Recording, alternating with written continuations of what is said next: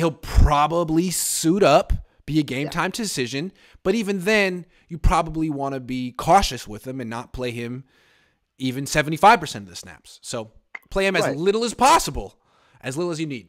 Yeah. Like the last time we've seen Nick Bosa deal with some injury of sorts that did require him to be a game-time decision, it was week 6, and he ended up being inactive that week. We'll see if the 49ers do play it on the cautious side. But they do also have a couple of other ones. It's mainly limited. Deebo Samuel with a quadricep injury. Any concern there? Played through it last year. I played through it last week. So, yeah, I mean, I think it clearly hasn't been himself. Right. He hasn't been himself all year. It's a factor, but I would expect him to play. Yeah. And one good news, Spencer Burford was limited both days today or this week. We'll see if he plays in full. I overheard him talking in the locker room yesterday, saying he's played through worse, so he's gonna play. Now maybe they feel Brunskill gives him a better chance to win if he's.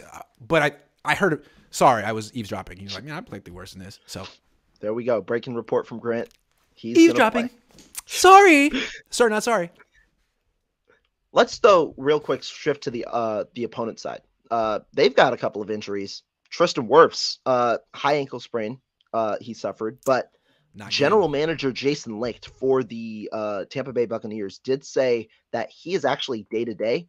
He didn't practice in either of the 2 days. I don't know how you can be day-to-day with a high ankle sprain, but he didn't practice in 2 days. And then their two safeties, Mike Edwards and Antoine Woodfield, both are out, or both have not practiced. Edwards with a hamstring did not practice 2 days in a row.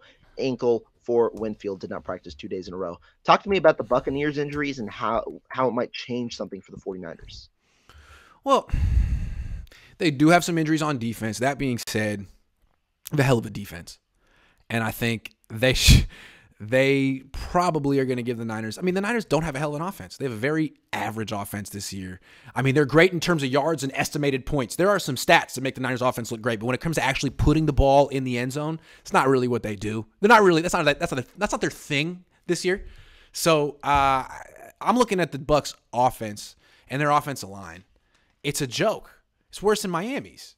And we saw what the Niners did to Miami's offensive line. I mean, the only healthy starter on Tampa's offensive line is their left tackle, who's atrocious.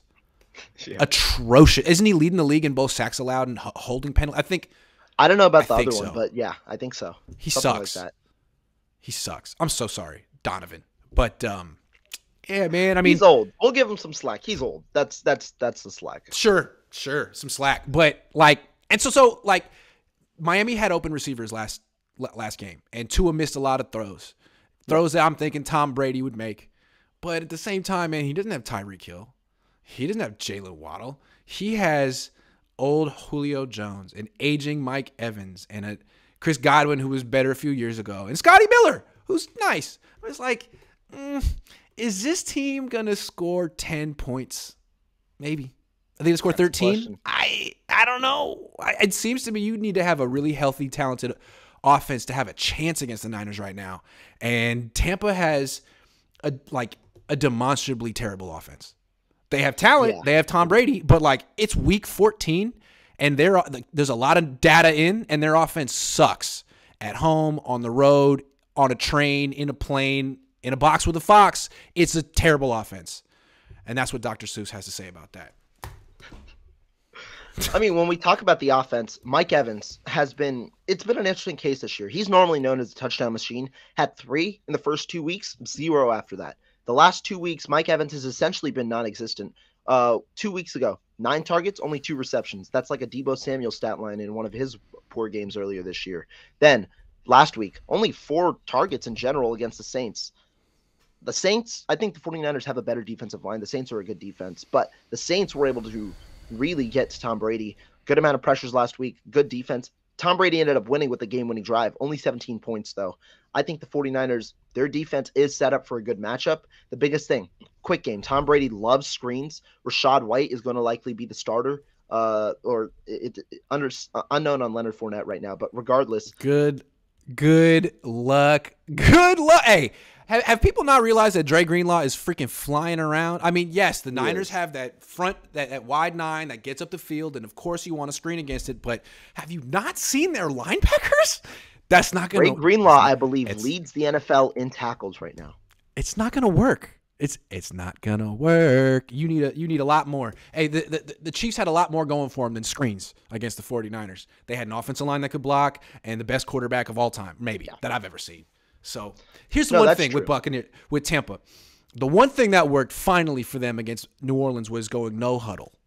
I think they should probably do that the whole game against the 49ers. What the Niners like to do is rotate defensive linemen, keep them fresh, and those fresh defensive linemen will eat up that Tampa Bay offensive line. Tom needs to be Peyton Manning in this game. Go to the line, no huddle. You don't have to go up tempo, but make all the decisions, all the checks, all the communication at the line. I don't know if he's as good at it as Peyton Manning was. Peyton Manning, when he was in the league, was the best, well, not the best quarterback, but like one of the best quarterbacks and one of the best offensive coordinators and one of the best play callers at the same damn time. Tom's trying to prove that he can do it now.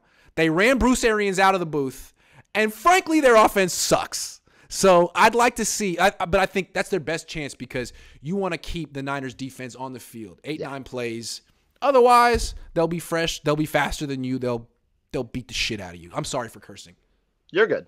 But sorry. I'm going to say two things that are going to make you laugh because that is the correct way to think. Against this 49ers defense, you have to go no huddle.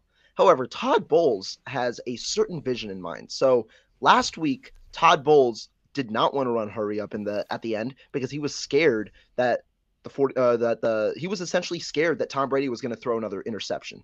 That's why he didn't want to run it. Instead, they did run it and they ended up getting a touchdown.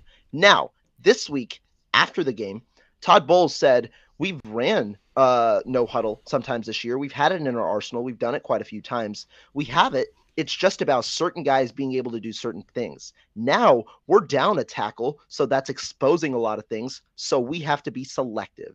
Essentially saying Todd Bowles is going to dial down the amount of no huddle after the success the Buccaneers had, which I don't know if it's going to go in their favor. Again, I'm not sure this Tampa team is going to score more than 10, 13 points in this game. So, we can keep talking about, is Brock Purdy good enough? Can he?